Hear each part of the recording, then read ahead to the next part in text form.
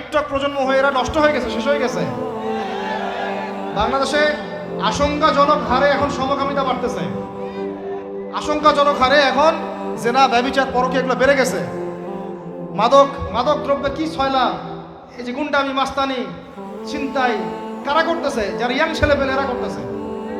এদেরকে ফিরাইতে হইলে কোরআন ছাড়া কোনো গতি নাই।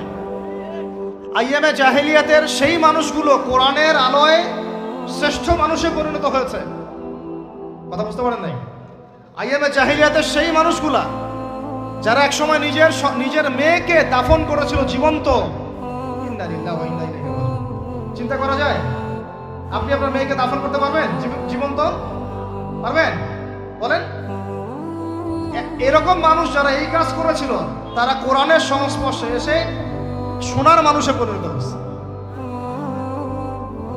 এই কিতাব আল্লাহ পাক নাজিল করেছেন ওই ঘরের উপরে উঠিয়ে রাখার জন্য না, মাঝে মাঝে বের করবো, ধুলা মুছবো, চুমু খাবো, রেখে দিব, এই জন্য না।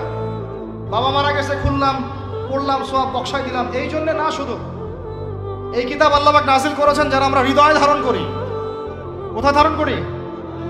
তো হৃদয়ে ধারণ করবো তো তখনই যখন আমি বেশি তেলাওয়াত করবো, বেশি বেশি পড়বো, সবাইকে পড়াবো, শেখাবো। আল্লাহ পাক আমাদের সবাইকে কোরআনের বিপ্লব ঘটানোর তৌফিক দান করেন। আমিন।